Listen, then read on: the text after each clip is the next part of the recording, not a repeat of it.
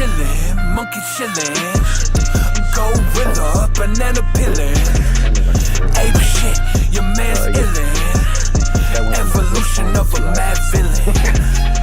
This guy went from 2005 to 2024.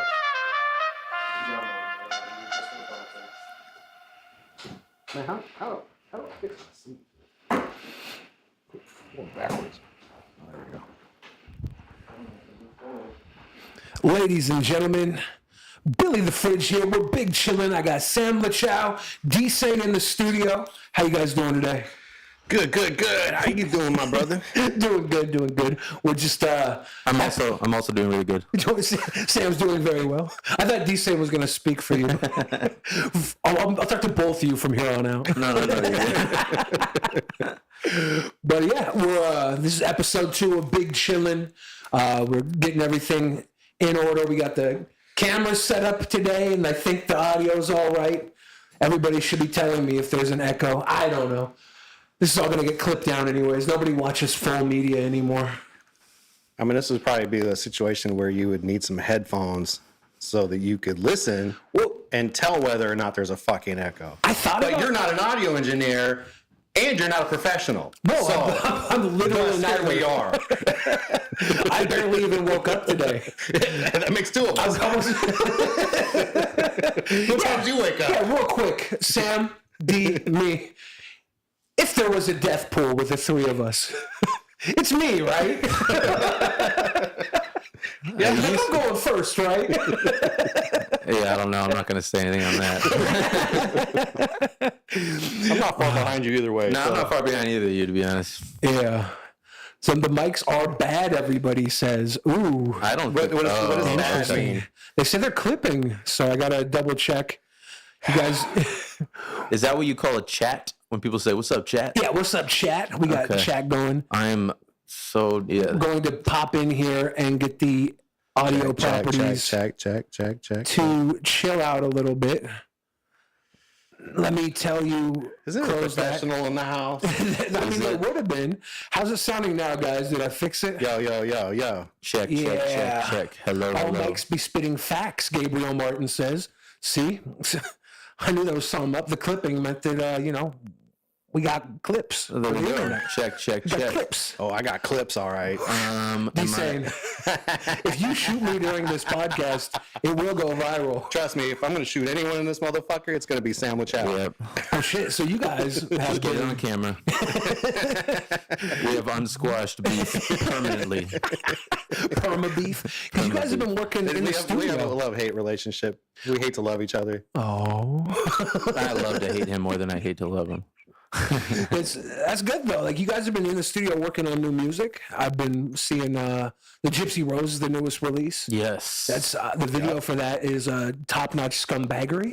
Absolutely right. I love that. I decided to go back to my scumbag roots on this one, and I had a blast, man. You like the song? Oh yeah. Who's the guy on it with you? Like Golden BSP. He's just a dude that I fucked with his music and met him on Instagram. And next thing you know, I make a beat. I whip that beat up super quick, send it to him. He throws a verse back. Next thing you know, I'm driving to Vancouver to shoot the video. He's a Vancouver guy? He's a Vancouver guy. Him and BC. Yeah, there's two Vancouvers. There are 2 Vancouvers. The one is Canadian, the other is Juggalos. Yes. He is a Canuck. I just learned what BC is, so I don't. Yeah. British Columbia? Well, I know what it means, but I didn't know there was like provinces. So we're saying that there might be a loose connection. Obviously, a fine product of the Seattle school system who didn't take a geography class. What's a province? Going to must have went to Garfield. All mics be spitting. Everybody, just one moment. We're gonna fix this sound. No worries at all. I am chilling, man. Are they still bad? Yo, check. I guess there was some still clipping, but is it on the mixer? When you turned it up here, Billy, did you turn it up? Where did you turn it up? I turned it up in the OBS, and then I turned it down once they said there was clipping. Okay. So I can turn it down here more if I need to. Yeah, maybe. Still clipping on that? Still bad? Okay. I'll bring it down to -6 if we have it before. We did a test before you guys got here, and everything seemed just right. I think it's D-Sane's magic. Dun, dun, dun, dun. Check. Yeah, go in there, Ken. We need like a little Dun, sound dun. effects board. Dun, dun, dun, dun. I got one built in here. Yeah, I don't know what sound this is, but we're gonna. People watching Is at that a home shaker? should. I heard a shaker. Oh, there was a shaker. Let me see what this one is. Whatever that was, they heard it at home. We're back down to where we were for the last session that we didn't hear Billy. All right. So, but I don't know if that's. Here, let me check over here. How Are we we- sounding? Check, 1, 2. Yeah, Our Mike, mic let us sounds guys know terrible. how it sounds. Are we clipping? Are we clipping? Yeah, we made some last minute changes, and I think that might have effed it in the A. It's coming from where all the mics are connected. It just sounds like a loose cord. So they're going to go in the other room, give it a listen, and come back in. And we still got the audience here with us. You guys, Is it static? it might be. It might be. Everybody listening right now, it says sounds great now. Oh, Okay, so did we get there? Did we get there? well, don't touch it. It is better. The audience says it's better. We won. We won. All right, guys, just because I can do this, I'm going to play the intro one more time. Let's go back to the intro. Big chillin', monkey chillin'. Go with a banana pillin'. Ape shit, your man's illin'. Evolution of a mad villain. Not right now. I actually listened to your album like 3 times in a row last night. Oh, yeah? I'll have you tell me live opinion. Or the other. It was the last night or the night before? I'm gonna write that down. I gotta. Actually, I think it was this weekend while I was working on my I track. haven't listened yet, and I can't All wait. right. Ladies and gentlemen, we're back for episode 2.1 of Big Chillin'. Those of you that saw the beginning know that we've had some issues. Those of you that know me from before tonight know that I've had some issues. So it's on par for the course. Don't we all have issues? Yes, D-Sane, Sam Lachow, live in the studio. One more through. We all have issues. Hey, D-Sane, you ran out of issues a while ago. Now you have subscriptions, right? You got a catalog. No, it's yeah. Am I getting shot now? My therapist says I'm doing much better now. Thank you. Oh. And yes, you are close to getting shot. When I was in high school, I've told this story to D-Sane before, so he might remember. D-Sane was the boogeyman. He was like, we were all North End, and everybody What was like, year was this? this was 2000, probably. Okay. 1999, The 2000. FTS It era. was full FTS era. Yeah, okay. Full-time soldiers. You were Mr. D-Sane. Yeah. And every girl in school used you as like, D-Sane's my boyfriend. If you mess with me, he's going to kick your ass. I was dating a lot of high school girls back then. Oh my god. And then I would like, some girl was like, I'm going to have D-Sane beat you up. And then one night I seen you. I didn't know you yet. I saw you. I think you might be coming out of Tub Subs or something. Over on Lake City, somewhere. So I lived in Lake City. yeah, it's a back very vague memory, but I swear I saw you and I was in my car and I just went like this because I wasn't sure. I was just ducked down like I don't know. Wait, can you explain it? So this is all new to me, and I must say, very fascinating. I've known D-Sane a long time, and he's also the boogeyman, but for very different reasons. So, like, it was a gang. What are we talking about? So Full-Time Soldiers was the North End like super group for gangster rap. It was a They collective. used to call us the Seattle Wu-Tang. Yeah, it was the That's kinda Seattle like- Wu-Tang. For the kids nowadays, Because we had like 9 rappers in the group. And And were y'all bumping him and shit? everybody was, yeah. Gotcha. The people love doing Sherm and bumping FTS. They're getting soggy. Like PCP? Yeah, PCP. I did make some classic Sherm smoking songs, in case you ain't know. I did not know that. Yeah, there was some- Wet Dreams was the first one, and Soggy was the follow-up. what? Yeah. So it was. And Soggy, I think, by all standards, is probably one of my most famous classic beats that I've ever made. yeah, you made smoking embalming fluid cool in the North End. And what's so funny is I've never done it. That's the funniest part about it. And it was but everyone thinks I'm smoking fucking wet with these guys. Like, I'm like, I don't smoke that That's shit. the most North End shit I've ever heard. We smoke that shit. I don't smoke that shit. Yeah. In high school, though, I value my brain cells. you guys were it for the North End, so it was like everybody had. Where'd you go? I was in Shorecrest, Okay. so it's right up here. Where were you? High school? Yeah, Garfield. Garfield, I thought Yeah. so. Yeah, so many people in Seattle from Garfield. with Yeah, I have a great ton of talent. friends that went to Ballard though, so I didn't know if you're talking about like that North End or North. Yeah, north. So the north. thing was, is north that of the wall. all the guys in the group were all Bloods from like a North End blood gang that ranged from Ballard to Linwood, and like they were all notorious on their own for out here selling dope on 85th and Aurora and drive-bys and all the robbing people and all the good things that come along with being a gang member. And You were like the one white boy, which makes you and extra then scary. I was apparently the ringleader because literally the Seattle police have a file on us that I found out later that they had been like monitoring the website, Yeah. keeping tabs on us and keeping records on us. And somebody went, my friend Joe Irons, who now owns Iron Brothers Construction and has turned his life around, is doing great things. And he had went to court for something and they thought he was me. And this is how I found out about it. He's like, bro, they got a file on you, bro. They thought I was you. I'm like, what are you talking about, man? That was Shoreline or Seattle?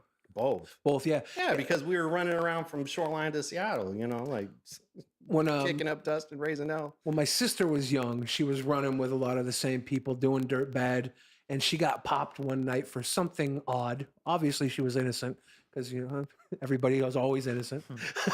But the whole night they were just interrogating her about me. And I don't do anything. I just sit around on the internet talking shit. And sometimes that's all you got to do, Right. man. Sometimes that's enough. They're always off. They don't know. They didn't know. Now there's cameras everywhere. I hope it makes the police jobs easier. Oh, before I forget, just because I'm gonna forget, Billy is the first person to write about me, about my first album, Brand New Bike, which I did at D-Sane. So this is kind of a full circle moment. Oh, that was with D-Sane? Yep, D-Sane did the whole thing, and it was my first out. That's a whole other story. A very funny first engineer. Yeah. it was. This is when I first grew to despise Sam Lachow. It was quite an experience, but we just kept coming back. But yeah, just to finish, Billy he wrote in depth about every song on the project. And it was on the 206 proof, I think, is where we Yep, the proof. And it really did give me a lot of like, because I looked up to you and then still do, and it gave me a lot of inspiration to keep going and shit. That is awesome. I remember at the time 206 Proof was mean to everybody. Oh yeah. And you had came through with your group Shankbone. And do you remember how I came through? Yeah. I lied. Well, tell the story because I'm vague. Well, so I come through, I post on 206 Proof like, yo, these guys are actually legit. Yes. These guys Shankbone, they come from Garfield. And then like the first comment is like, that's you, dog. And I was Even like, if it wasn't you, we would have said it too. But no, I know. Great. I don't know. It was so funny, but I was like 15. Yeah, and you and your friends, like you were kind of like goofy party kids having fun rapping. But gaining a little traction. Yeah. Oh yeah. No, I remember. What was it? Was it the New York Post or somebody wrote about you guys with Macklemore early on? Macklemore and Shankbone got like a early mention write up. It was so weird. I was like, this must be Illuminati, right? I would love to find that. It was. I remember something very early. I was like, Shankbone, and then everybody. Were you in the in proof- school out there at the time? Were you still here? My parents moved to New York when I was a sophomore in high school, but I was in Shankbone, and I wasn't giving Shankbone up. It was fucking Shankbone.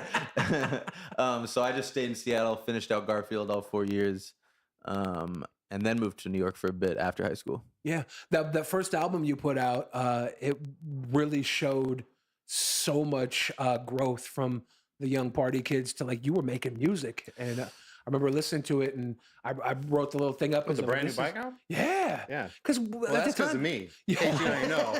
Yeah, but I had to take him under my wing and everybody give you him had some like a tutelage. slight stigma, and everybody was like, Oh, yeah. down on Shankbone and the related.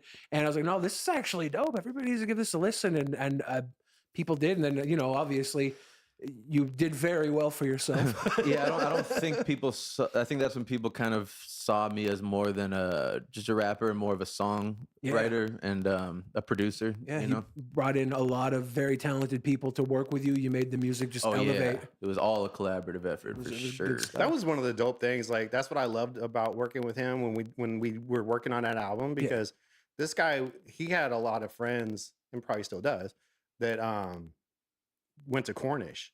Yeah. And so he had, like, he was making his own beats, and he would come up with like these clarinet parts, and then he knew someone that played clarinet. He would have them come in and replay it live. Yeah. And trumpets and horns and pianos and guitars and like whatever it was, he would have live players come in and replay it and then put their twist on it. And it was amazing. Brought the music to life. It had so much flavor to it. Yeah, it was dope. It was fun. And then that was something like, a delicious break from potatoes, you know what I'm saying? Because recording, normally I'm just recording these gangster rappers who just come in all over with synth, 2 tracks, but this guy's actually bringing in like live session players, and that was what was really dope and fun about it. We'd pull up to D-Sane's. I'd be with some like, dorky saxophone genius, and right before we went in, I'd be like, just so you know, he might curse at you. You're not used to this kind of session. See, I'm a classical. And don't worry about the pit bulls. The pit bulls were sweethearts. I know, right? Sweethearts. We all cursed where we were from, so when we went into D-Sane, we're like, he might shoot you. I should have said that, but like they would have ran. There's a level between cursing and shooting, so I think cursing was a good start. I remember going to the movies with you one night, and we were all sure if it was a bad movie, you were going to start shooting at the screen. Where did this horrible reputation come from? My high school. All the kids. Going back to that, I don't know, man. No, and then I eventually got to just be your friend. Because, I guess, I don't know. I was really bad in the 90s. Yeah, but once I met you and got to know you, I was like, oh, you're just like a nerd who will shoot you. Pretty much. Is he the same D-Sane? Has he gotten soft in his... I wouldn't say he's gotten age? soft, but he's definitely more well-rounded. I think you have there was some edge to you that is now kind of shiny and I wouldn't say soft, but smooth. Nice. That's a good way to put I it. smoothed out the chip on my shoulder, you know? Like... now it shines like a diamond. Yeah. Very polished chip on your shoulder. The Gypsy Rose song is out. The video is out. The video's dope. The visuals. Now it's a 4:3 aspect ratio on the video, right? Is that just kind of cool now that most people are watching stuff upwards instead of in width? 4:3 meaning the It's video more on of a YouTube. box. Yeah, the Gypsy Rose It's more video. like traditional television. Yeah, it's like yeah, old school yeah. television. Sorry. Yeah, I thought you meant like a reel. God, I don't know. No. Yeah. That's 9:16. You youngsters. Yes. See, You young ass. I know 9:16. You're right. Yeah. I'm boomer, so I'm 4:3. I'm like, like VHS. Yeah, like regular old school TV. Yeah, I think that's like a retro thing that a lot of the video guys. I've seen other people that are doing it's that definitely too. retro, but now the retro kind of fits better when 9:16 is Well, where what's a lot funny of the about it media is comes because through. that's what YouTube was originally. Yeah. 20 years ago, All the old it videos was are that all size. 4:3, and so then it went. Everybody went 9:16, and now I think like just to be different, people are kind of going back to the old school. But just to shout him out, it was directed and I guess there was no real direction. I got there as soon as I'll tell a quick story about it. But directed by Shit Show, and that's just his aesthetic, Yeah.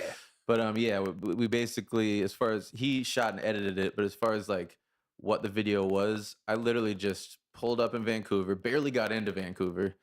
I'll tell that quick story just because my dumbass thought, I drove myself there. My dumbass thought, like, I was like, you know what? I'm sober. I don't have any drugs on me. You drove up there by yourself? Yep. To meet these crazy motherfuckers that I've never met before, that I've just seen online. They're all like, call me. I don't even know if I can get into Canada. right. That would have been a fun way to find out. And I've had problems at the border before. It's so bad. I got pulled over at the border because I had some JT Funny Money flyers in my trunk, and they stripped my whole car down because of some flyers in my trunk. Just shout out to JT. Yeah, right. No, flyers are a bad one. So I pulled up, and I should have asked somebody what to say, which is obviously you're supposed to say, I'm visiting a friend. Yeah. And I have a big smile on my face. I'm feeling confident. They're like, wait, why are you here? I'm like, work. Which apparently is the number one thing. Yeah. And then she was like, work. And I was like, well, I'm not getting paid. Yeah. I started freaking out. Yeah. I didn't realize there was going to be follow-up And then questions. she was like, why aren't you getting paid? I was like, because I just need the exposure. I don't know.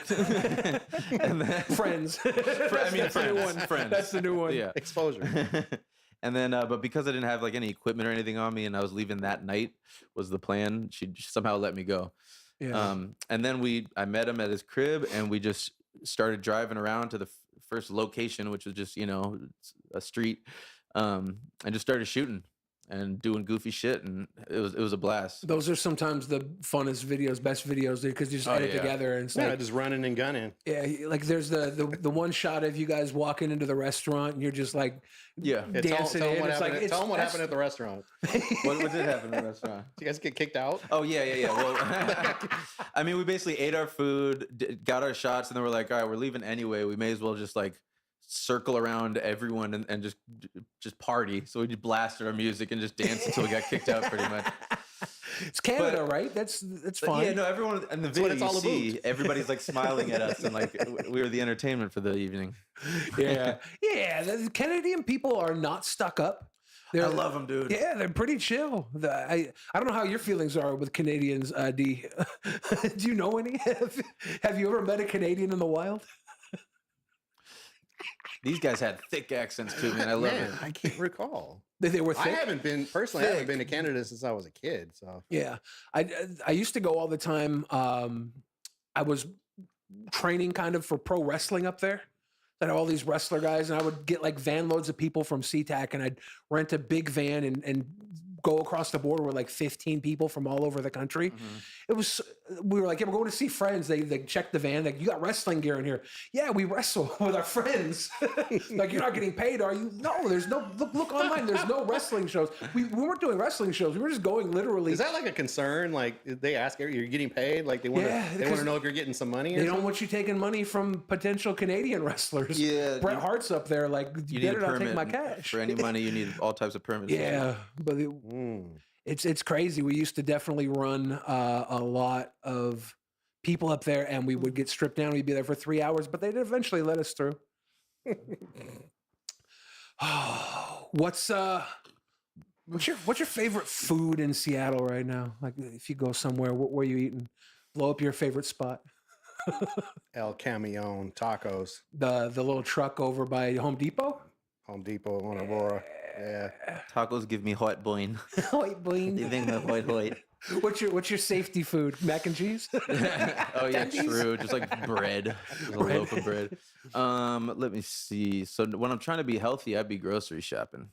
Crazy, but that's very rare. So my favorite one right now, just because it's underground, I'm gonna shout out Scoop du Jour ice cream. But you can get the burger there. They have one burger, and the dude makes it himself. It takes like 20 minutes, but so walk around Madison Park. It's in Madison Park, and it's just like it's the hidden gem. It's like my favorite. It's like a homemade burger, but better. Yum. Yum. I'm about to get sued by Red Robin. Have it your way. I always mix these two songs. BK, have it your way. Why buy a mattress anywhere else? I don't know why. You'll love Abbey carpets. Jingles? Do jingles You affect... just got 3 copyright strikes. Yeah. Or maybe they're going to start paying for a promo, because that's... Or that. That is their promo. Oh, I was off key enough that they're not going to pick that up. Do you think jingles ever affect the way you make music? Like, do you ever add a little something to a hook that you think is catchy off of something? You ever play with No, it? but I'll definitely like change a hook because it sounds too jingly. Yeah. If I'm like, this is... A lot of times I'll say, this is getting a little too PBS. It's getting a little too, like, what a wonderful kind of day. A little too after school special. Yeah. Arthur hits, though. Oh, no, yeah. Isn't that like Ziggy Marley or some shit? Yeah. Ziggy or Junior Gong. One of the Marleys, right? I think it's Ziggy. Yeah, Arthur hits. You can't... That was my favorite show. We didn't get any other channels really except Channel 9, so... Well, Channel 9 always had, like my age was Carmen Sandiego. I don't know if you were a little too old for that. D-Sane. What'd you watch? Like 3, 2, 1 Contact? You're slightly older than I am. I'm old too. I don't want to say how old I am because I want to. But the other issue is, you could be I never any- really watched television. Okay, yeah. I didn't even own a TV for a lot of years. That was the crazy. Like during the FTS years, like I didn't even own a television. Like the homies would come into the house and like, damn, bro, you don't even got a TV. You're like, nah, I'm just making music. I'm just sitting here making music. And then I finally got a TV and a Nintendo 64, and then when we weren't recording, we were playing GoldenEye, murking each other. Yeah, the Nintendo 64 days were prime studio days. Having like the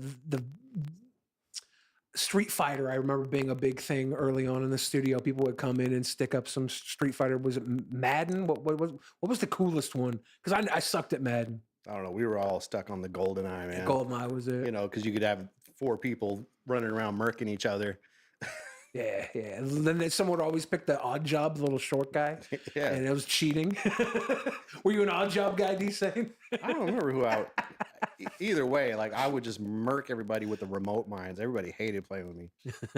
Everyone thought they were cool because they do the little cheat code and have the double RCP 90s. And I'm like, grenade launchers or remote mines. I was murking everybody because I had the little secret button combo. Because there was a little secret button combination where you could throw a remote mine at somebody and detonate it, and nobody could figure out how I was doing it. So you're like, damn, man, D-Sane just comes in here and murks everybody every time he gets on the sticks.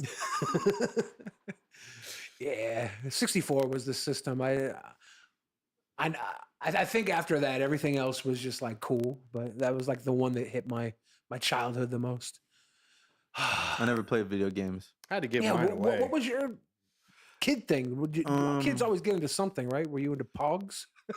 No, I was into legit just fucking action figures, but it was a certain type of action figure. I wasn't like taking Batman and Superman going like, okay. It was like realistic. Like I was making stories. Like this is embarrassing, but I could legit still entertain myself with like 2. I call them guys. Two little guys. Little dude. I think ours was dudes, is what we call them. We're playing dudes. We're playing dudes. Yeah, no, just because I was an only child and I had to figure out something to, and so it would just be elaborate stories and then I would write down where they left off when I had to go to bed. And did you do action figures 1 and 2, the song? Like, because you did a song. Oh, wow. I guess that is kind of right? why I did that. Action figures is a song. Did you just do one version? I can't remember. I did one version, but I recently put out a song called Lucky Lefty that I just take the same flow and it's like a callback to that song. Okay. So in a way you could call it Action Figures Part 2. Yeah, I remember that being one of them, and probably because I was a little action figure dickhead too, it stuck out to me. But yeah. I like that track name and feel. So yeah. Yeah, the track name it has nothing to do with the song whatsoever. We don't say it, but it fit. It resonated. Yeah. Something carried through. For some reason. What was your favorite guy? My favorite. Oh my God! It was this little. He just happened to be black. I don't know. He was this little dude, and then his homie was this little white guy, like soldier, and they had. I don't know if you'll remember them, but they were tied together with like rubber bands inside them, like tiny little rubber bands, so that they could move all ways. And they're like, G.I. Joes did that too, right? G.I. Joes were like that. Oh, yeah, it was just okay. Yeah, it was like G.I. Joes, but they weren't G.I. I don't know, and I don't know where to find them now, but I still have a couple of them. Yeah. And because you can make them fight the best. And hey, how gross would it be if you made like an adult podcast? I say adult, not like sicko, but like an adult podcast where adults get together in a podcast and they just record them playing guys. You say, would you play guys with us? I don't even know what you're talking about. I couldn't play guys with someone else. It was a solo. It's a solo thing. And you barely hear it. You might hear it just a couple like you couldn't make like a Hot Ones for guys where you that sounds so wrong. You sit down with like somebody like, so this is we're gonna play with the X-Men 96. I like that idea though. And maybe you throw a couple guys down and then you sit there and you get in your zone all alone.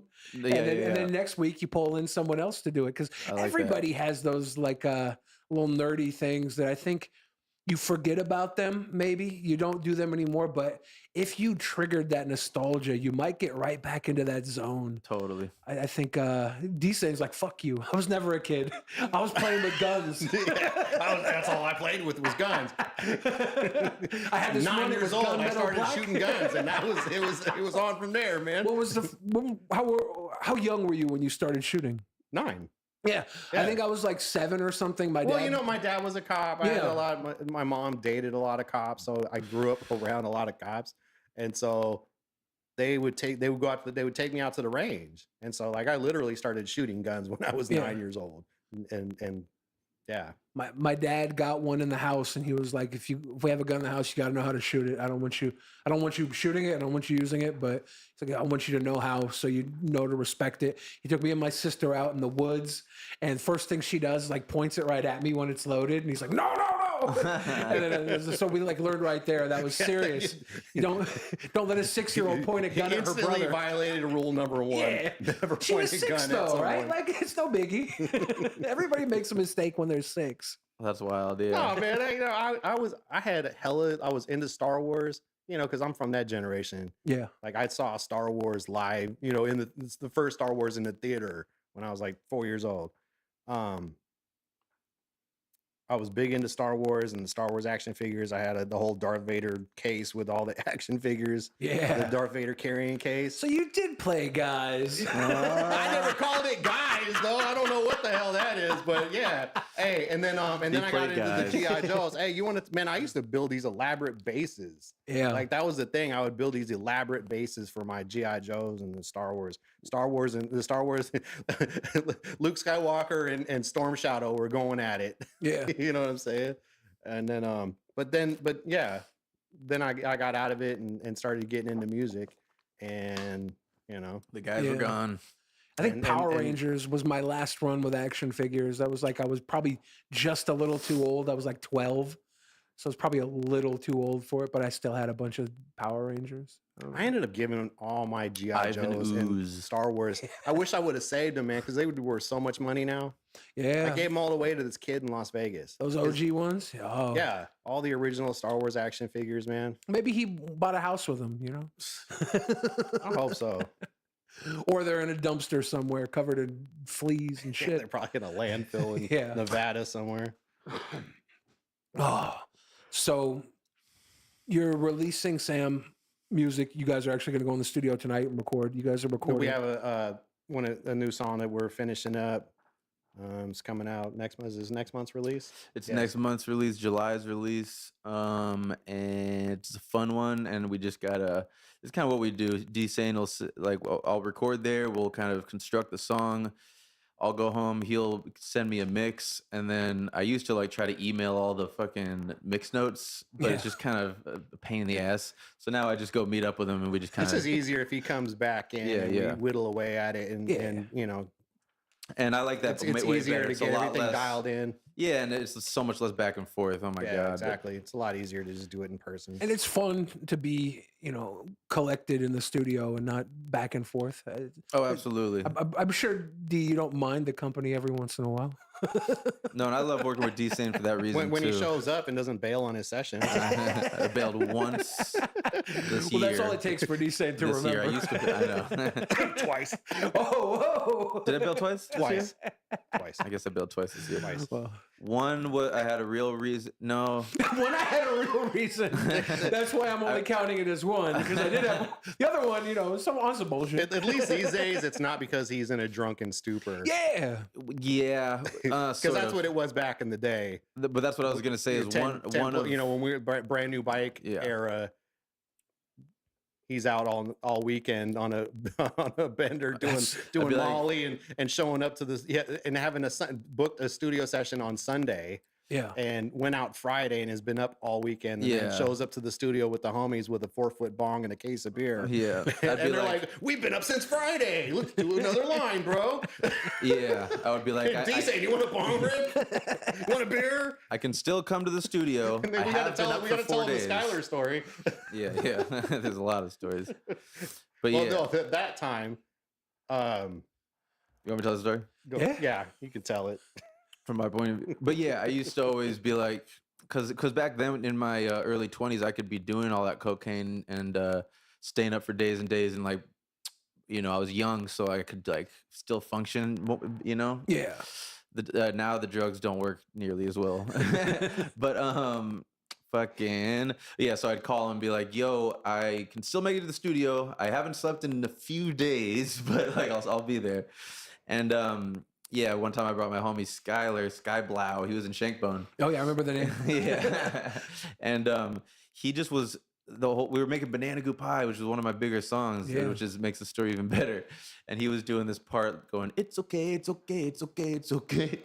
And he kept, all he'd been doing, he hadn't been drinking any water. All he'd been doing was just taking bong rips in his studio just all day. And then it was finally his turn. And I noticed after a while, he kept getting worse and worse at it. Oh. I was like, bro, Like you're not taking... he's in the booth. Yeah, and he's he's been in the booth for like a half hour. I'm like, you're not taking criticism well at all. And he's progressively getting worse. Like take after take, we're doing take after take after take, and he's not hitting it. And then out of nowhere, I hear from the like booth. no, but he's in the booth. Like there's no ventilation in there. The windows are getting fogged up. Yeah, it's getting bad. And yeah, out of nowhere, we hear from the booth. I remember it was me, you, John Martin. Was it John? Yeah, John was there. Yeah, because he so all right, let me tell the story. So I'm sitting there, and this is when my studio was at my house, and so like I got my back to the booth, so I wasn't watching him through the window. And yeah, so we're doing take after take, and he's not getting it, and he's like, you could tell he's getting exhausted, right? And he's like, breathing heavy and shit. And Well, do you remember the words he said? no, Oh, that's what he said something. No, all of a sudden we just hear from the booth, your boy needs some water. Yeah.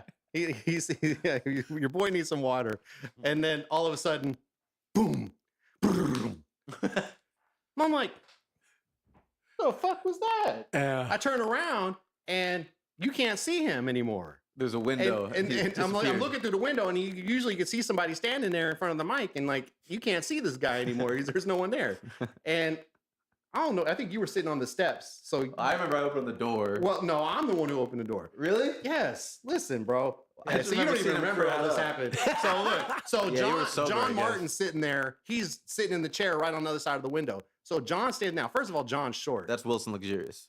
Yeah, and he stands up and he like looks and he goes, he's not there anymore. And I'm like, what the fuck you mean he's not there anymore? There's only one entrance in and out of the booth. He's got to be in there, right? But he's so short that he couldn't see over the window floor. to see that he was laying on the floor. So I get up and I walk over and I open the door. A dual door. So he's opening the interior door as I'm opening the exterior door. And he's on his hands and knees like, and I'm like, oh shit, are you all right, bro? And he was green. Yeah, no, he wasn't green yet. So I help him up and I'm like, bro, are you okay, man? Do you need me to call 911? Or like, I just need some water and some air. And I'm like, all right. So he gets up and he goes to the bathroom. And the three of us are sitting there like, holy shit, bro. He just passed out in the booth. He like just fainted, dropped. He goes to the bathroom and he comes back and he sits down in the middle of the room. And all three of us are sitting there looking at this guy like, holy shit. And he's like, why are you guys looking at me like that? And they're like, bro, you're fucking green. And like, you've heard the expression of someone getting sick and turning green, but have you actually ever seen it before? I've never seen it before. This is rare. It's bad. The only time I've ever actually seen it physically, someone turn green, was that time. How would you explain the green? It was like a yellow green, you know, like It looked like an alien. Yeah. he's already very pasty, and it was like it was some of the craziest shit I ever seen. Looked like he was And rotting. that's definitely my most memorable recording session, especially with this guy. Well, and you know D-Sane with his equipment, so he's like, "What the fuck?" Right. Oh yeah, the first thing I'm worried about, did this guy just take out my Sony C800G on his way down? You know, I would have if I passed That's a it. $10,000 microphone, man. You break it, you buy it. There's no right? way So, I'm missing anything in the booth if I fall in the booth. I'm done. Fortunately, he didn't hit the mic, but man. But Oh yeah. no! And then he had a great one-liner Skylar did though when we're pulling him out. We're like, "Are you okay?" And he goes, "Yeah, your boy just needed a power nap." No, you didn't. You passed the fuck out. That's how you know you're pretty cool when your like body is falling apart and you're still cool. You still crack a joke. That's not bad. Yeah. I always like when I wake up out of a dead sleep. A lot of people are bad like when they wake up, but someone could come like kick me in the face and I wake up and I'm like, I'll say something cool. I was like, all right, I'm all right. If I can wake up after getting kicked in the face in my sleep and be cool, No. I'm all right. You kick me in the face, I'm going to shoot you. I used to do I'm some shooting everything. degenerate I'm stuff. shooting everybody. I would roll with Don't mess degenerates. with me when I'm sleeping, man. Yeah, no, I think you have to kind of build up that repertoire where you're not to be fucked with when you sleep. I guess that helps to be grumpy. I was just too chill about it. People would come in and like, I just never slept. that works too. I try not to sleep, but every 4 days you kind of just. Were you a pass big out. cocaine guy? No. I had high anxiety. I grew up in a house where my pops did a lot of crack. Yeah. And I think it was bipolar. He yelled a lot. So he was like really sweet half the time, real good dad like half the time. Then the other half of the time, he was probably just coming down. Yeah. And it was like. Is he around? He passed a couple years ago. He lived a hard life, so I think he knew his time was coming. Yep. We've had a very good last 15 years of his life. He was good grandpa, awesome. good dad, good grandpa. Yeah. Cleaned himself up, came to terms with everything, and when he went with some peace, knowing that it was his time. We didn't expect it, It was the day before his birthday. We had a birthday party set up for him, and then we get a call that night before, and we're like, we just bought a bunch of steak. Shit.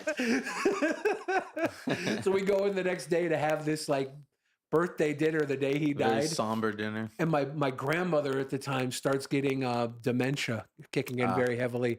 And the whole dinner, she's like, "Where's your dad? Yeah. It's his birthday. Why isn't he here?" And I'm like, it was so bad. He's coming. But Yeah, I know what that dementia's like. Yeah. it Was your was grandma rough. that used to live down the road? Oh no, that was a different grandmother. Oh. Yeah, my dad's mom got the dementia, and then my mom's mom lived down the road from D. We used to be. We were neighbors. We were basically. Did you know that? Yeah, Me and Billy were neighbors. Yeah, D was right up the road from me, and his address was the same as my address, except 2 numbers were flipped. Yeah. So I would always get like packages for you. What was funny is we would get each other's mail because our mailman was man. dyslexic and Yeah. and like my address was 14504 and his was 154. 154 04. So it was So like there was close. like a 4 and a 5 that were swapped in the numbers. I am loving this, man. It's like a And like a what's so learning. funny is we never knew that we were neighbors until one day you got one of my packages or something delivered to your house. Yeah, and I was like, "Hey, this is weird. I got some shit. I've been waiting for like 2 weeks for that." Yeah, I thought because I never got the package, right? The package got delivered to a different address. And my grandmother had this thing; she would order shit all the time, Yeah. and it would just stack up. And it was like we'd have boxes at the house that I was going through trying to clear some of these boxes. Like, oh, this one's for D. I better call D. He's gonna shoot me. Yeah. Like, hey D, you ain't got the gat on you, do you? Yeah, so I'd get mail for his grandmother, and I'd be like, "Who the fuck?" Like, what? Yeah, it was weird until we figured it out. There was another lady in our neighborhood with the same name as my grandmother, and we would get her packages too. The mailman was just fucking. Yeah, I don't know what was tripping. that. I went to the post office and complained about our mailman so many times. You would. Oh my god. Oh, I hate no. Hey, they know me up in my Seattle's post office. OG gangster Karen, Mr. D-Sane. Fuck it. Gangster Karen. That is so true. Would they have a male version of Karen? What? I don't know what a male version of Karen would be. I know there was a Kyle for a while, but that was more That's like more young, like Chad. yeah, a Kyle's like a off-brand Chad, like a Yeah. goofy Chad. What would a Karen be? Bob. Tell us in the chat. Yeah. Yeah, who's hip in the chat? Let us know. So D, you said you listened to my new album. I'm going to use this time to hear your opinion of it live on the air. You can I thought be it was honest. trash. That's what I wanted to hear because nobody tells me these things to my face, and I know you, D-Sane, will let me know. No, it wasn't bad, and I'll tell you, my favorite joint on there is the Kill Tony song. Okay, yeah. Did you watch Kill Tony? No, Okay. Is it based? I didn't know. Is it based on something? It's a podcast. It's like a comedy podcast. And the podcast itself is 11 years long. It's Kill Tony, Tony Hinchcliffe. He's one of Joe Rogan's guys. And they get together in a club and they put these comedians come every week, every Monday. 200 or so comedians sign up. They put their name in a bucket. It randomly gets called out. And these comedians do 1 minute of comedy. And while they do their 1 minute of comedy, anything can happen. Some of them suck. And then afterwards they do an interview. Some of them are great. They do an interview. You pretty much make or break yourself in the interview. So the idea for the song, and I want to hear your opinion on this after I'm done with this, because I love it when someone says they like Kill Tony and don't know the show. Because I was like, this is probably going to be a hard one to get over with people if they don't know. But it's like, for me, it made sense. I wanted to make the 1 minute of comedy, like the way they would do it in the show, in the rap verse. So I'm like I set up the vibe of going to the club, getting everything going. Then all of a sudden my verse comes in, and the third verse is me like, fuck you didn't like my shit, fuck you, and going crazy. Oh, that's great. I can't wait to hear that. Yeah. I just like, I had no idea it was based on a podcast or whatever. Because again, I don't watch television, and I don't listen to any podcasts, and I probably never listen to yours. But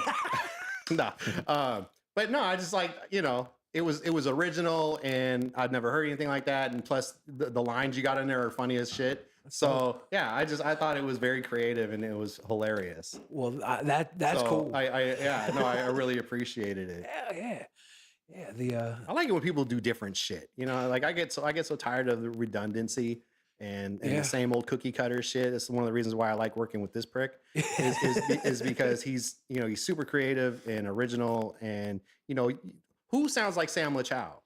Or who can you say that Sam Lachow sounds like? Nobody. Yeah. You know what I'm saying? He's got his own sound, and that's what I love about him. And so I like when people do original shit outside of the box and are not afraid to do something different. Yeah, that original Sam Lachow sound, it's great because it comes out in your character and your rapping, but it also comes out in like everything you do around the music too. Yeah, I think it comes out more in the music almost. Yeah, in the sort of unpredictability of it, and like the variety. I like my albums. I like people to have no idea what kind of sounding song is going to be next. Nowadays I feel like the next track is gonna have those trap drums and that synth, and and like Kanye is a big influence. Those old Kanye albums, you had no idea what was coming next. Yeah. And I'm curious, D-Sane, we drove here, and I guess I cut him off. Yes. So we're driving here, bro. Steals all my stories. I'm the one who got cut off. All right. Did you realize you were cutting me off? No, but that wasn't the story. But go ahead. No, you go ahead. See, we finished each other's sentences. Sandwiches. Sandwiches.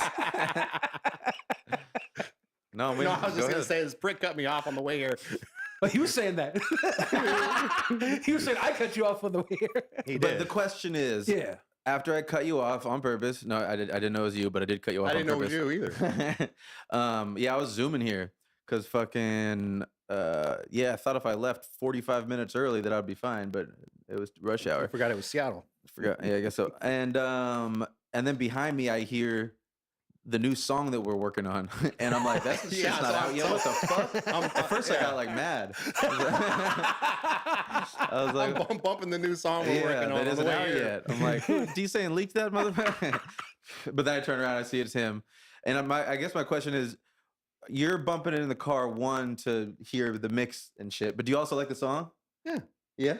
So like because I told you when we. No, I know you. I told you I was excited to mix this joint because I like the song. Absolutely, but it just kind of brings up a question that I have for both of you, because I remember for some reason one of the things I'll remember for the rest of my life, because that you said in the review of Brand New Bike, you said, "Will I listen to this again? Maybe." If I didn't listen to music for sport or something like that and not leisure. Yeah. And it's like, for both of you guys, I totally get that, like sometimes you listen to something just to see what it's all like. Let me see if what's going on here.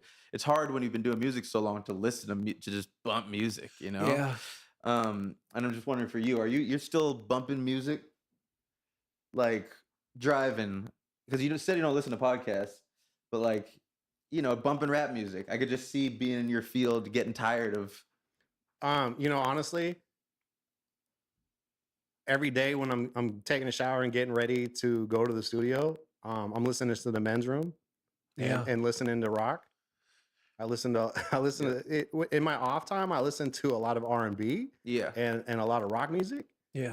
Just because I get so tired of listening to rap music and hip hop, because that's what I'm working on all day. But if then I spend the rest of my day working on my clients' music. So if I'm not bumping my clients' music that I'm working on at the time, like before I put that song on earlier, I was listening to Dua Lipa.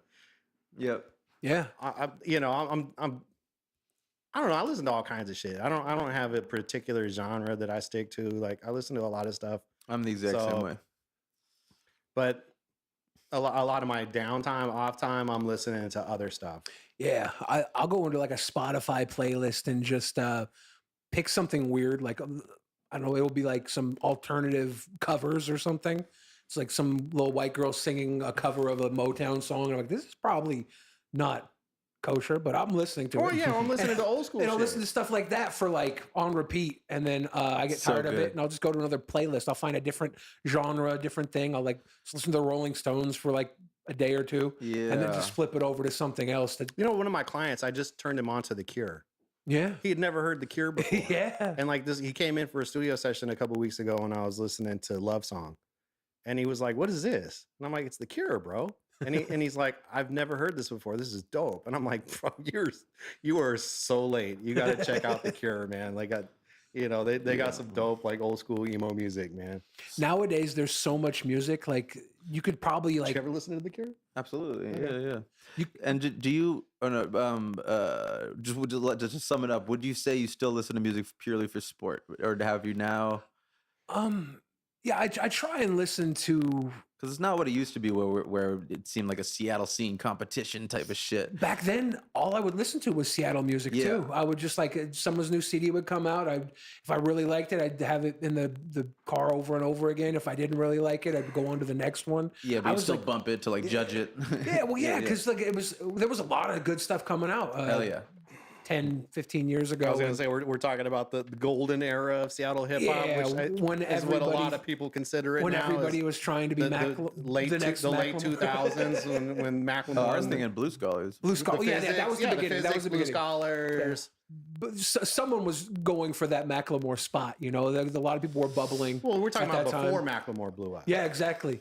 But I was like, Pre-Macklemore. someone was going to get there, and he got there. Right, Like, right, But it was like yeah. everybody at that time was like going upward, and it was like, is it going to be Blue Scholars? Is it going to be Common Market? Is it going to be Greaves? Is it going to The be Blue Scholars did pretty well. very well? Yeah, no, and that was everybody was just the Blue Scholars just needed that breakout hit that they Yeah. never got. Yeah. And that's not to downplay their success at all because they were pretty successful. Yeah. But on a national level, commercial level, they never got there. Yeah, that album. And so it was kind of the race, like who was going to be the one from Seattle to blow. It felt like there was a bunch of people that could have been too. It was Yeah, like- for it was, sure. It was Yeah. golden. I mean, there was a era. lot of people on the verge. Grinch, for instance. I Yeah. mean, the Volvo song still, Yeah. that's a cult classic. And if he had gotten that deal with Volvo Were they- for the song, because they were talking about using the Volvo song for an ad campaign. Yeah.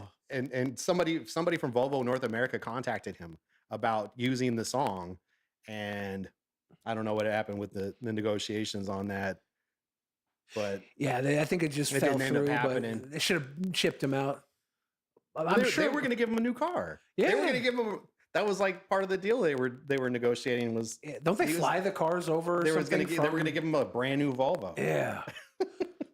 Yeah. They owe my man a Volvo still. Yeah. But I think his Volvo still runs, or did he find No, it's dead. It's dead. Okay. I do believe. Last few been a times minute. I've seen him, he's been pushing mom's Volvo. Ballard is the land of Volvos.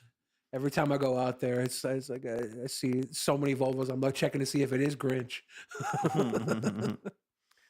I just go to Ballard for the sandwiches. Un bien. Bien is a good sandwich. I'm trying to think. I swear I had a good sandwich somewhere recently, and it's not coming to mind. But I lived in Ballard for a decent amount of time. That was like the trappiest crib I've ever had. I lived in a lot of places in Seattle, and it was basically but I remember that place in particular. We would just have a party every night. The only rule was no one can sell cocaine except us. And No one's allowed to make money but us. yeah, if we saw anyone selling anything in there, it was like, get the fuck out. And we would just invite a whole bunch of the music homies so that because we'd be working on music in one room, partying and selling drugs and the other kind of thing. And if we'd be like, I remember like it would be like 6 a.m. It would be like, yo, we need a fucking guitar lick on this song. We'd look at all the people passed out on the couches and be like, Brian, he plays guitar. Put a little spoon under his nose. Wake up, come on, let's go. And he'd come knock it out. It was grimy times, man. But we made some good music. Yeah, I think everybody has to go through their grimy phase. You can't just be doing cool shit and then be smart about it, right? Like nobody's ever like, oh yeah, we're making great music. Let's go be professional. You kind of party, you kind of fuck around. Yeah, no, and in school you're taught that making music is partying. Yeah. Like that's not real work. You know what I mean? Yeah. I'm still scarred from fucking high school, I swear. I was just thinking about this is random, but the whole like how excited I would get on like a snow day, like an intoxicating like there might not be school tomorrow, like that feeling. And now that I can do whatever the fuck I want whenever I want, I still have a little bit of that like I feel a need to stay up. I gotta stay up late and do whatever I party. Like I think that plays into why I'm such a man child still. Do you think cocaine became your new snow day excitement? That is good. But yeah, in a way, yeah. It was like now it's not just the weekends that I don't have school tomorrow. It's every day. Like I hated now it all makes sense. I hated waking up for school so much that it became like, yeah, it like kind of fucked me up. No. I have nightmares about it. What was it about 2010? Capitol Hill had that Coke Mountain stigma, and cocaine really gave your music a push because you do coke with all the writers and everybody on the Hill. Everybody who was tastemakers liked your cocaine. So if you had a guy, the Capitol Hill Mafia, the Coke Mafia. Do you think the cocaine really helped your music, or do you think it was just the music? No, because my music was overall, I think it hurt me. Yeah. From like a success level. Eventually. Yeah, because it just yes. but like I don't know, it humbled me so much that in a way it got me to a point to appreciate things other than success. And so, there's lots of ways that I'm like I'm happy about it all and happy that I'm and able to rationalize it. No, but like what it did for me basically was it made me think. I don't know if this is interesting to you guys, sorry, but it made me think that I was getting a shit ton done because I was staying up for 3 days making mad music. But then you have to sleep for 3 days. Yeah. And like in the end, I really was getting about less done than if I just worked a little bit every day and was healthy and waking up at a normal time and not missing shit, But I'm just fucking grateful that I made it out of that. No, really, yeah. I've seen so many people fall to it. Me too. And it's a trap. But when you're out, you give you a new respect for life, And don't get me wrong, I'm still struggling for sure. Oh yeah. Yeah. I never did drugs. I was around them all the time, and my cope was to eat. So I'm gigantic, and a couple years ago, I was down quite a bit of weight. I went through all this loss in my life, and the cope came out where it's like I'm overeating and I'm going back to my old fuck ups.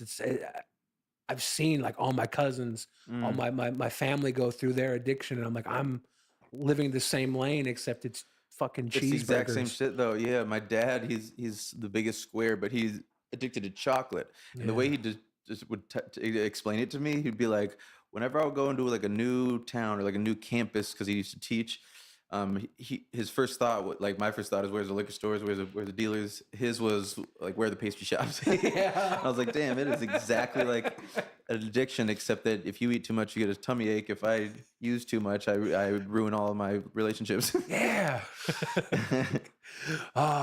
D-Sane, what would you say is your most recent like super win, like where you can look at life and be like, fuck, I'm glad I did this. Like what's something that just you've overcame that you're proud of? What makes you proud today, D?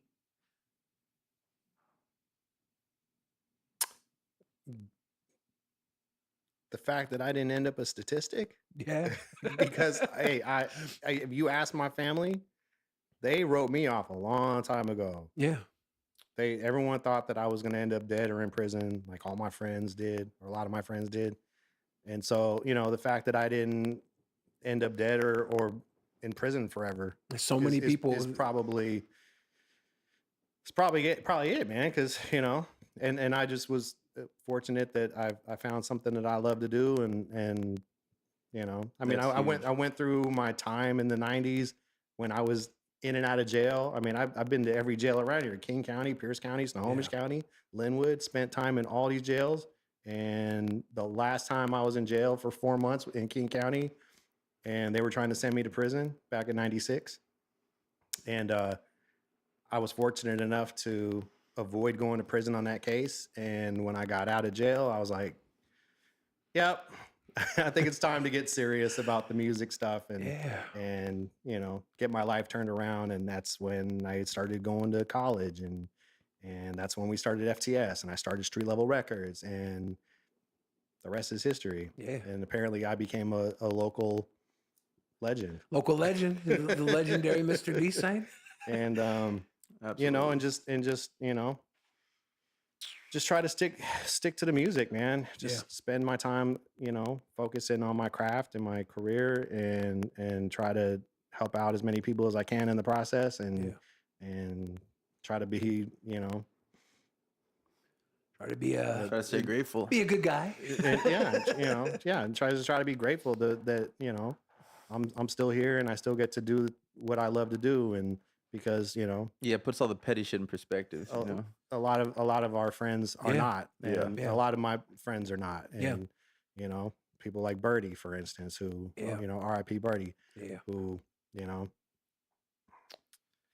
lot of guys on that Full-Time Soldiers album. Yeah, it's so crazy going back and listening to these albums now. Like, I mean, I literally have a song that has, it's Brazy, Birdie, and Popsicle. All three of these guys are dead now, and it's so crazy just listening. Half the people on the FTS Money Motivated album are gone now. Yeah. It's just wild, to think that, all these guys are gone now. And it's Yeah, D-Sane said something to me the other day. I don't know if I took, but it just like it hit me hard for whatever reason, because I was like, I'm gonna be gone this weekend. I'm going on like some trip with my family, and dude was just like, "You're lucky, man," and because he doesn't have people like to do that kind of shit. I don't really have any family. He doesn't really have any family, and I just never really. I was like, I do got to be grateful and treasure these little times with. Yeah, you never know what you got until it's gone. Yeah, but now, I feel like being a drug addict, you kind of start to know what you got till it's gone. It was gone before. Yeah. You lost it, and you've just seen so many people lose it, where it's just like it could be gone like that. So now, like I treasure every moment with my dog. I know he won't be here forever. Like little things like that. We're all dog people. Do you have any theories on why there are dog people versus cat people? I don't. But what's really strange is I wasn't a dog person for a long time. I didn't become a dog person until like 2000 when BD's pit. He had a litter of puppies, and he gave me the pick of the litter, and that was when I got Jasmine. The white and black one looked like a cow. But up until that point, I wasn't a dog person, and it was really at the time my girlfriend, she was kind of the one like, let's get a puppy. And I'm like, all right, we'll get a puppy. And that's when I became a dog person, man. And ever since then, I think you hit it right on the head, because I think my theory, everyone's a dog person. Some of them haven't met that dog yet. Don't know it yet. They don't know it yet. You know what I mean? You can't not fall in love with a dog. You cannot fall in love with a cat. I had cats growing up. I had all kinds of animals growing up. I like cats, but I don't love cats. Yeah, I've met some cats that are really cool, but I'm normally a dog guy. Yeah. And I have a theory that cat people are submissives, because cats are just little dominant assholes, and they run on their time. They shit like in the house. They do their thing, and then dog people are like more dominant, and the dogs are submissive. And it could be the opposite though. That because dogs are kind of submissive to any human, so it could be that a subhuman likes the idea of, being submitted to by a dog. gives them a little kick. To me, my dog's just We're psychoanalyzing dog dogs people. dogs are very much like cool friends. I had a dog for 13, 14 years, and once he was gone, it's like I don't want to get another one because I don't want to lose one. Man, you know? I'm telling you, man. After I don't wanna hear about this. Yeah, right. I know what you're saying. Plug your ears, Sam. No, 'cause I was just talking to Isaac about this. Yeah. 7 years ago tomorrow Yeah. is when I had to put down Mystic, and I don't go on Facebook much anymore these days, but I just happened to go on there this morning because I couldn't sleep. I was like, let me see what's going on Facebook, and the thing that popped up on my memories was 7 years ago today. I took Mystic to the beach because I was taking her in the next day to have her put down because she was old, 15 years old, and decrepit and blind and deaf and shit in the bed and in just horrible shape. And so, it was just time to put her out of her misery. So for the last day of her life, I took her out to the beach and took her to the dog park and just kind of, went and did all the stuff with her. And that's what popped up on my memories today on Facebook. And I'm like, this is why I don't go on Facebook anymore, man. Because it's been so many years, 15 years of Facebook and so many people have, we've lost so many people along the way. Yeah. And so it's like anytime I go on Facebook now, or it's someone else has passed, recently. So it's either memories of people passing or, someone passed or someone's parents passed. And it's like going on Facebook these days. It's just nothing but death. It's so depressing. It used to be great because you'd see couples fighting. You'd see everybody air out their dirty laundry. Yeah, right. But I think people got hip to it. And they're like, we're not doing this anymore. In the chat right now, Sticky says that my theory can't be true because she's a dog person. I assume that means she's a sub slut. Nice. That's what I like.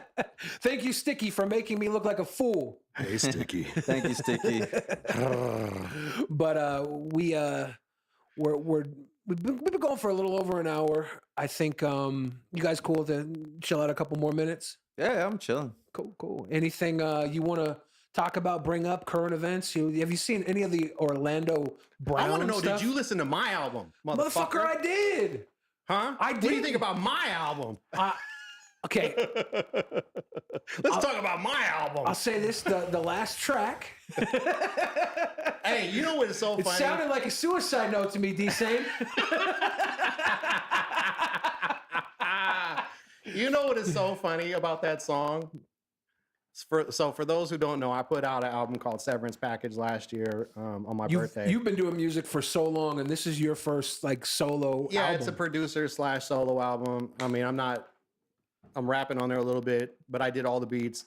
I'm doing all the production, recording, mixing, mastering, and then I'm rapping on a few songs. Yeah. And people have been trying to get me to do this for decades now.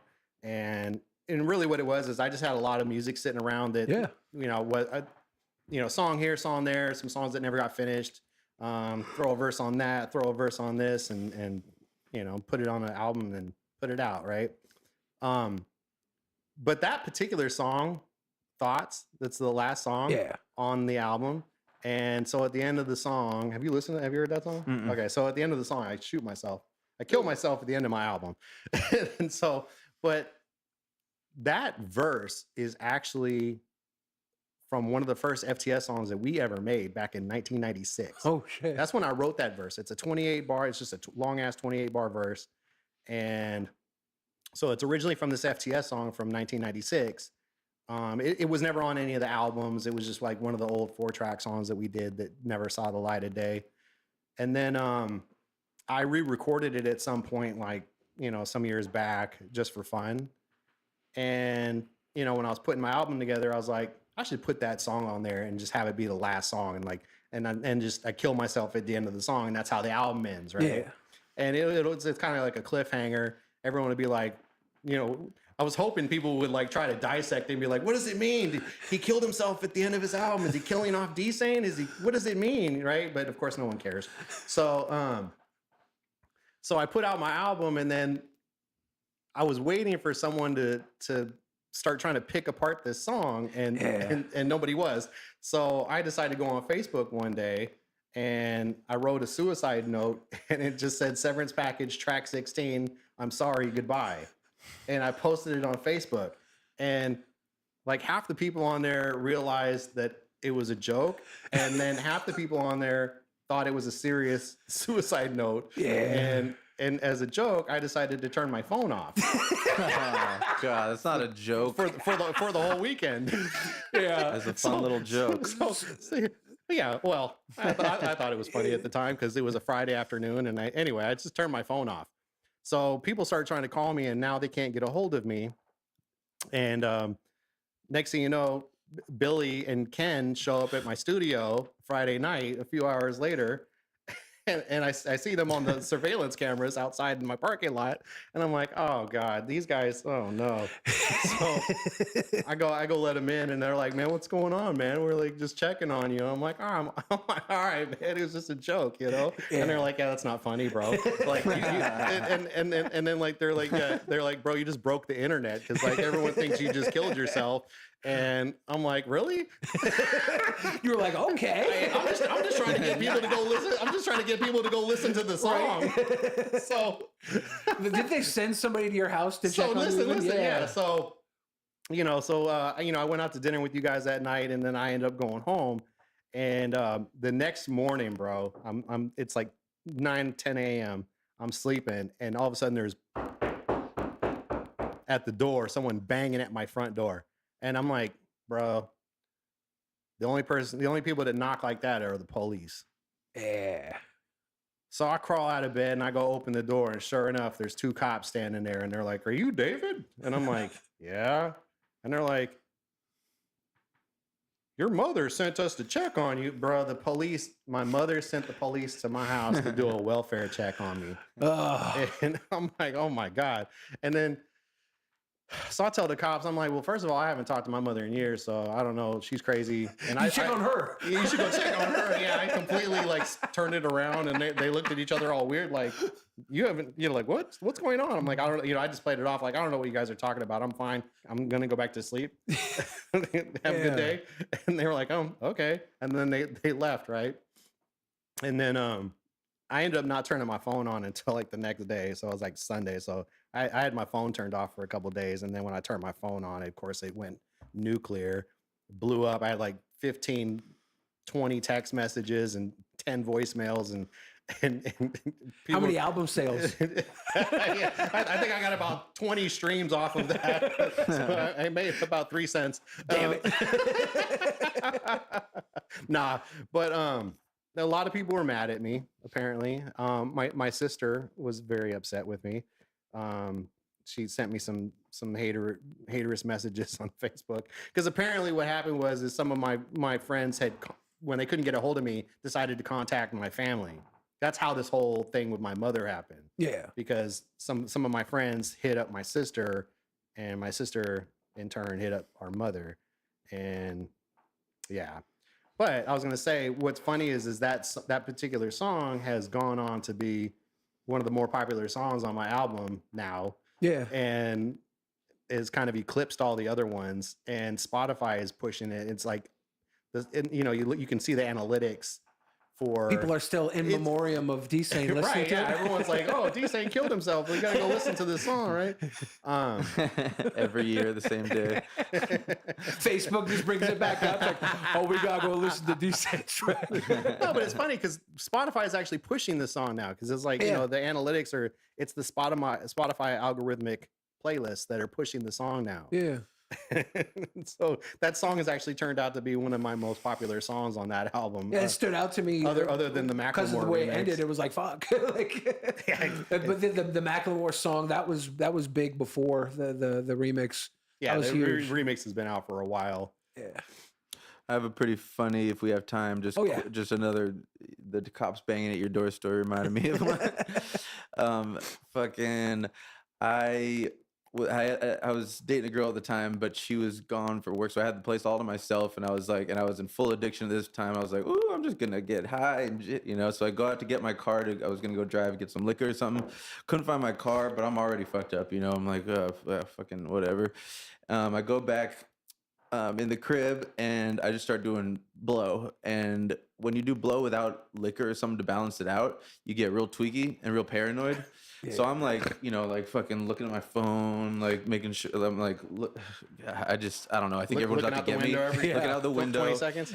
And then out of nowhere, I get a bang on my door. That same kind of bop, bop, bop. And I'm like, okay, that sounded like a cop bang, but I'm tweaking. It's not the cops. It's not the cops. I'm paranoid. It's not the cops.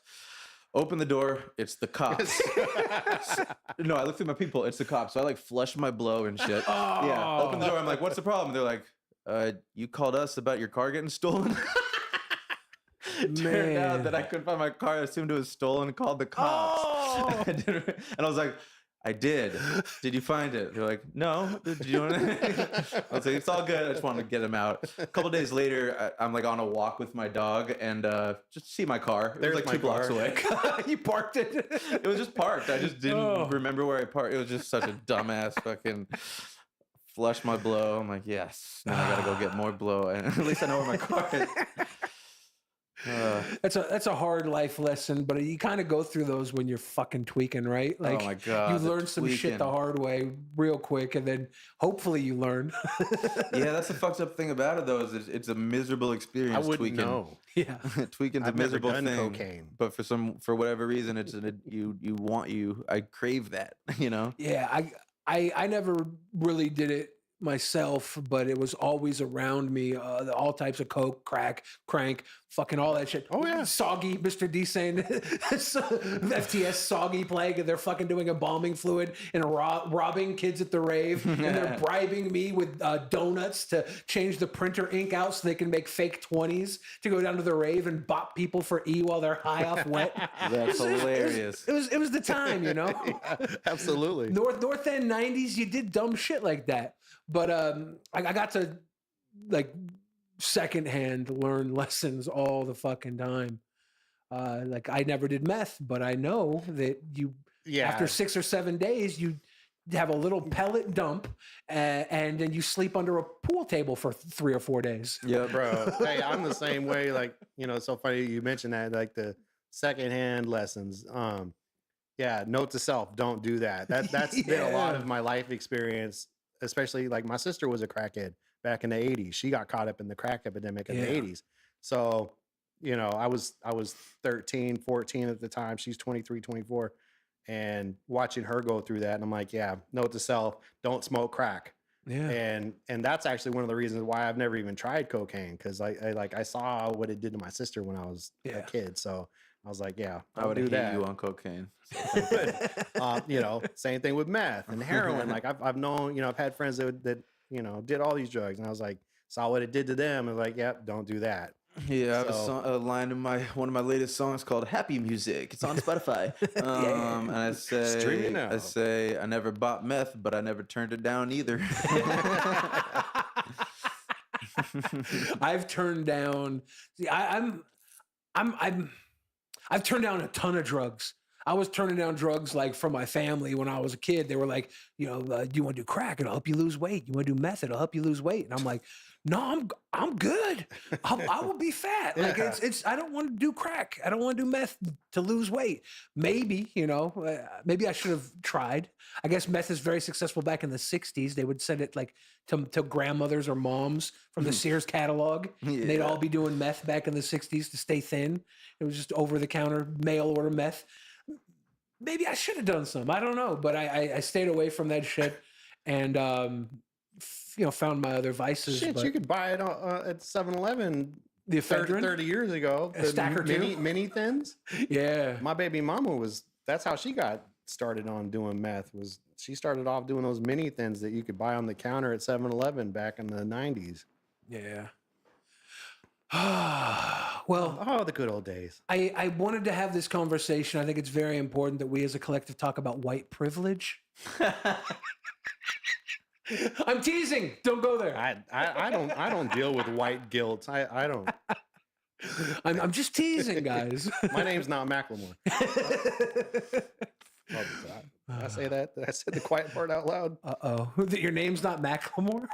Don't you have your name on one of his records? It's No, my name is not on one of his records. It's not? You got a plaque, right? I do have a plaque with my name on it. That ain't bad. But I think the official stance is that I didn't have anything to do with making Thrift Shop. That's not what my out of court settlement says. But are you allowed to talk about that? Here we go. Sam's just like, woo! Slide, let's get it right out of the picture. No. Yeah. Do I have an NDA? Are you allowed to say if you have an NDA? I might have an NDA. And we might also have a non-disparagement agreement, although good. I believe that the state of Washington passed a law a couple years ago that nullified all non-disparagement. I think that's agreements. only if you made one with Biden or something. No. It's like a presidential level So thing. I think at this point, I think it's if actually Vince talk McMahon about took a it, shit on you, you're allowed to talk about it. But yeah, On the next podcast. we'll save that for another time. Yeah, no. I just wanted to wrap it up, and I thought we'd wrap it up with a quality topic like white privilege in Seattle, Washington. How about homeless, fentanyl? Like that sucks, right? Got any comments on that? I do. I guess things are getting better. Yeah. From what I've heard, is that the crisis has kind of peaked, and I mean, I don't know. I mean, I still see these guys out here across the street from my studio every day, dropping like flies. So I don't know.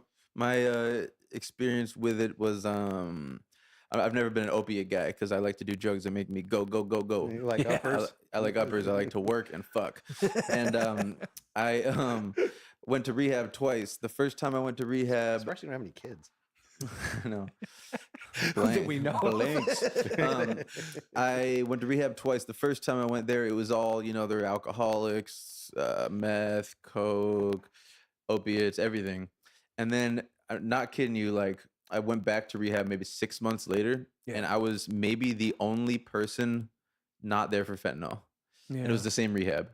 It was just like a complete, every single person was there for fentanyl. Yeah. Yeah, it's kind of shocking. Like, just, as the last couple years of people that I know that have started doing it. Yeah. And it's like, really, bro? Like, I don't know. It's very strange. And it's coming now where you're not even knowing if you're doing fentanyl all the time, right? Well, yeah. Well, that's the scary shit to me. Yeah, and people were bringing it into the rehab, which is so weird to me because like you're voluntarily going to rehab to get clean, and they have like the medicines and shit to get you through that detox. Yeah, people were still fiending them enough that they will go there clean, but they couldn't leave the last bit of their shit. Yeah. Yeah, there's a lot of drama in rehab about people bringing shit in and like stealing it from each other. I was like, what are you doing? Do that outside. We're here to get clean, folks. I'm here to get clean, folks. Yeah, you can leave whenever you want. No one's. Oh, well, Sam Lachow, D-Sane. You guys got Billy the Fridge. Billy the Fridge. We all got music to promote. Sam Lachow on Spotify, on YouTube. Yeah, I'm working on an album right now. It's going to be called, I don't know if I've announced this yet. It's going to be called The Left-Handed Bandit. Nice. And it's sort of a little break from my more downer stuff that I've been making because I was going through a lot of stuff and that's just where I was at in life. But now I'm having a little more fun. I'm doing the whole thing with D-Sane and Antoine Vincent. Twan, he's co-producing a lot of the tracks with me. And it's just going to be a fun fucking record and hopefully comes out before I tour in the fall. That's the goal. We're working on it now. Nice. And anything you want to say, D? Severance pay on Spotify? Everybody can go listen. Severance package. Severance package. Shit. Sorry. Severance package. I knew that too. Fuck. Severance package. I did it last week. We were in here with Deranged Pit and Boombox Massacre, and I did a song with those guys with Steffo, and I fucking forgot the name too. I'm so bad with names. The song I was on, and I'm like, I'm so bad with names. I'll be hanging out with somebody and I'll forget their name a little bit. Do you think I have an issue? No, that happens. I think that's part of being in the entertainment industry, meeting a bunch of people and shit. Cool, yeah. I do the same shit.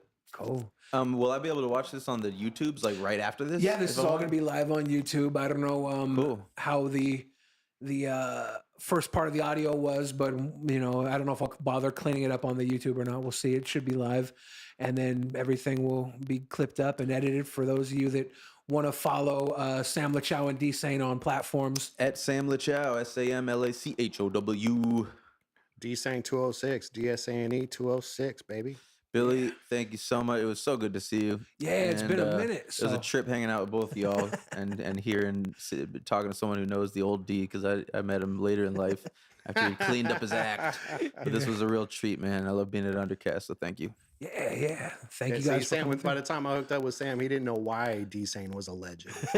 He just knew I was a legend. He didn't know why. I wish we would have got more 206 proof stories in. I think there's Yeah, let's do a part 2 sometime. probably a whole other podcast there. By the time I'll bring you guys back, well, we should have a few of these issues fixed. But thank you for coming in early on.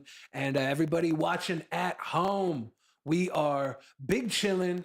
We're trying to come in as often as possible. Weekly is the schedule. It's going to be a little rough at first with times, but thank you for hanging with us.